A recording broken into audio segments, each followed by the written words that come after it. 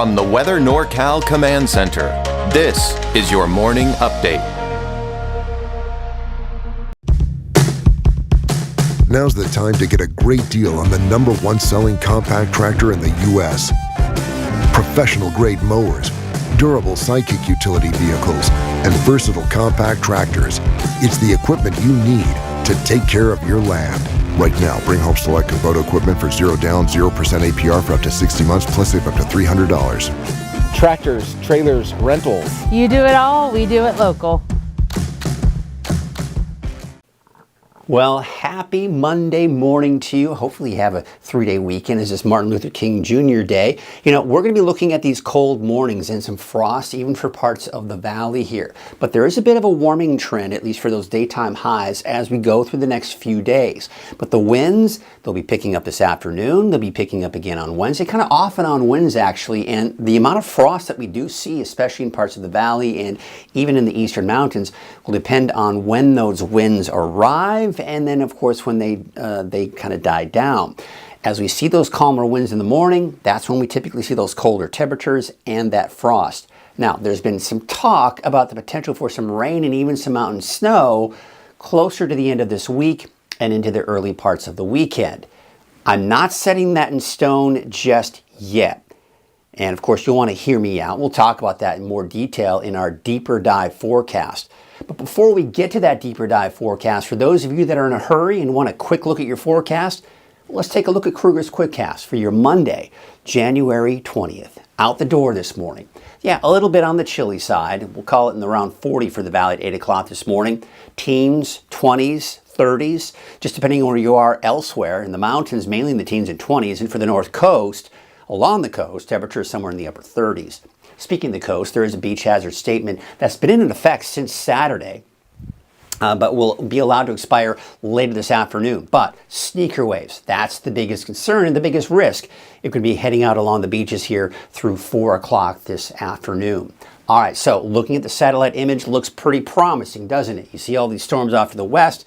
They're kind of trying to move in our area, but you see what's happening with this right here? You see how it's not moving eastward? That's because we have high pressure in place, and that's blocking these storms, unfortunately, from moving on in.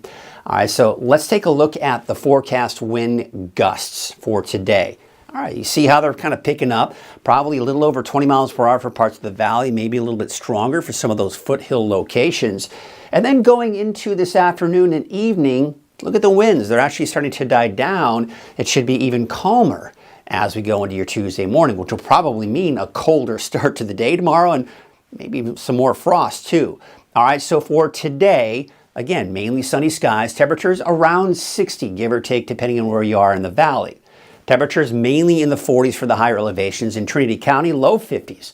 Inland, temperatures upper 50s, and for the coast, upper 50s there as well. So really not much of a spread between the coast and the inland areas. So we look at your 7-day outlook for the valley. Temperatures actually going up for Wednesday, Thursday, and then they really start to drop here Saturday and Sunday. Now there's a reason for that drop in those temperatures, and we're going to get into that a little bit later here in your deeper dive forecast. But let's take a look at the coast, inland and Weaverville. Now what you'll notice here, looking at the 7-day outlook, I've got no rain and no snow in the forecast. However, if you look at some of your apps on your phones, it may show for some of you, especially say for Siskiyou County, Modoc County, Eastern Mountains, maybe around this time frame, some rain and snow. But for now, I can't set it in stone just yet. But, you know, maybe later today, maybe tomorrow, maybe the next few days, we'll start kind of being able to iron out some of those details a little bit better. And again, we'll get into that here in a second. That's your Quickcast. If that's all you need from the forecast, you're good to go. But be sure to stick around. We're going to go into your deeper dive and really kind of go into those chances for rain and snow later this week here in just a bit. But before we get to that, I know some of you may be new to Weather NorCal. I want to remind you that you can get your weather forecast from me here at Weather NorCal from many different platforms, including your phone. There's an app. Just go to your app store, search for Weather NorCal, and download the app for free. You can watch the video updates. You can just kind of get the information that you need at a quick glance. I've got special programming you can check out as well. Also, you can watch on your smart TV. Yeah, if you have a smart TV, Roku, Amazon Fire Stick, there's a free app. You can watch the 24-hour streaming channel there. Also, if you just have a regular smart TV, but don't have Roku Fire Stick, all you got to do is go to the YouTube app on your smart TV. As long as it's connected to the internet, you can watch the 24-hour channel from the YouTube app as well. So check it out. It's really a great resource. You can have it running on in the background, especially if you're a small business with a waiting room. It's a great resource as well. You know, I was saying I was going to maybe going through this week kind of back down on the overall coverage of the fires down in Southern California, but we've got some issues to talk about here for Southern California to start off the work week. Not such a bad issue. We're starting to see these percentages begin to go up as far as the containment. That's good news. We're not seeing any recent activity coming in from the fires, but look at this. Starting off, we've got a red flag warning for all of the areas in red here. And that's today through Tuesday. We've got very gusty winds there. In fact, there's a high wind warning for all of these areas right here. The lighter blue is the wind advisory, but it's due to the gusty winds and very dry conditions. So let's take a look at the drought monitor. There, of course, we are in that severe drought. We're not really seeing any drought here for Northern California, but check this out. This is something I was illustrating even just a little over a week ago, and I was showing the deficit that we have. And of course, we still have that deficit in Southern California. But that deficit now, just looking at the last 30 days, is beginning to work its way northward into Northern California. That's because we haven't seen much rain and we need more rainfall. We're still above normal for the season, but not so much over the last 30 days. All right, so we take a look at the winds. Look at Southern California. And again, you see how we have those very strong winds, Santa Ana winds picking up again, 40, 50, 60 miles an hour possibility today. Now tomorrow, the winds over the Santa Anas, we're starting to see that begin to die down, but still some very strong winds here in the vicinity kind of surrounding Los Angeles, unfortunately. And then we take you into your Wednesday. Look at that. I mean, the wind's still pretty gusty at times. So this is something we're going to have to monitor here over the next few days. But with those red flag warnings, the fire weather risk in that high category, again, it's not taking into account the temperature because, yes, the temperatures are warming up. And they're warm for this time of the year, but it's not summer heat, right? So it's taking into account especially the winds and the dry conditions. That's where the yellows are. That's where we have the highest fire danger. We can take you into your Tuesday, still in those same areas. Yes, the winds are still going to be quite strong and it will still be quite dry as well. And still that high fire danger going into your Wednesday as well. So this is not good news for our neighbors down the south into Southern California, as we still have the dry and windy conditions and warmer than normal as well. All right, meanwhile, back at home, let's take a look at NorCal, right? Of course, for today, you've got those winds coming in from the north, 15, 20, maybe 25 miles per hour. But look at tomorrow. Yeah, much better. The winds are calming down, should be a lot better out there, but they'll probably pick back up again as we go into Wednesday. This is the off and on winds I was talking about, especially for the valley and the eastern mountains. So as I mentioned earlier, this looks promising, right? But look at this band of clouds right here. It's trying to push eastward, but it can't because we have high pressure in place. It's blocking that storm from moving on in and blocking even a lot of the cloud cover from moving in as well. Now again, we have the upper level support, especially for Southern California for those strong winds today, but even for us, it's kind of on that western fringe of where those winds are. That's what it looks like today.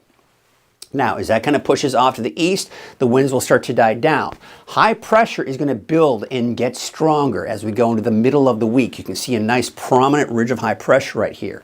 That's going to give us warmer temperatures for many of us here as we go into Wednesday and even Thursday. But look what happens as we take you into the end of the week, into this upcoming weekend. Look at Friday. Now, you may have been hearing about a cold snap, especially for our neighbors to the east and even into the Pacific Northwest. This right here is some Arctic air that's going to be moving on in from the north. So what we're going to start to see happen as we go into Friday into Saturday, that dives even more to the south, that colder air begins to move in, and we're going to see a drastic drop in our temperatures, especially for the mountains, but even the valley will go from the 60s to the 50s, and those overnight lows are going to be rather cold. Now, the other element we need to talk about is, will this bring us any rain or snow? You can see the forecast model here is picking up on that potential for some snow in the mountains. But one thing we have to keep in mind is this is going to be, for the most part, a moisture-starved system. And what that means is it's going to bring the colder air that I mentioned, but there just may not be enough moisture for us to really pick up much in the way of rain or snow. That being said, we could see some, especially for parts of the southern Cascades and northern Sierra. But rain for the valley at this point, I just can't set that in stone just yet. And I'm not setting this in stone either, because if we were to look at the European forecast model, it really wouldn't be showing much here either.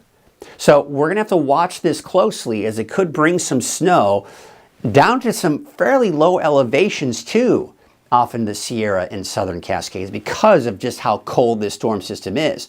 Now, one of the things that we're hoping for is the fact that as it continues to dive to the south, it may bring some wet weather down into southern California. Number one, colder air. Number two, the moisture could hopefully bring us a little bit of rainfall, but would be fairly negligible, especially if we do have those gusty winds, which a system like this could also bring in some of those gusty winds here as we go into Saturday and Sunday as well. So really a lot to monitor here as we approach the weekend. Another thing we've got to take into account is how far westward is this going to be pushing through, or how far eastward. The more west, or the farther it goes to the west, the better the chances of seeing precipitation for us here in Northern California. The farther it is off to the east, the slimmer the chances. So we're going to have to watch the overall positioning of this as we go into the next few days and look at each forecast model run. But really, looking at the long range here, we go to the January 26th through the 30th. The Climate Prediction Center is still putting us in the drier than normal conditions. Yes, you saw that chance for rain in the forecast, right? And snow in the mountains, but it's not going to be a lot. So that's why we've got the drier than normal conditions here in the forecast. But yeah, it's really spelling out that cooler air that's going to be moving in here. So how are we doing? How are we doing with rain and snow and the works? Well, let's take a look at the lake levels.